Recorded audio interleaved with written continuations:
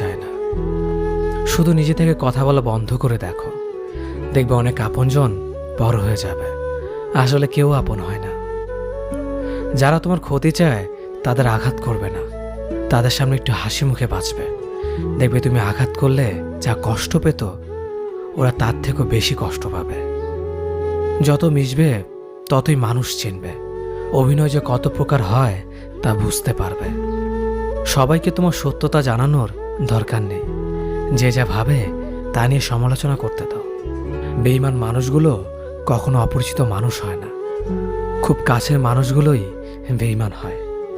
পাতা ঝরার আগে পাতার রং বদলে যায়, আর মানুষ বদলানোর আগে কথা বলার ধরন বদলে যায়। মন কখনো ভাঙে না, যেটা ভাঙে সেটা হলো বিশ্বাস।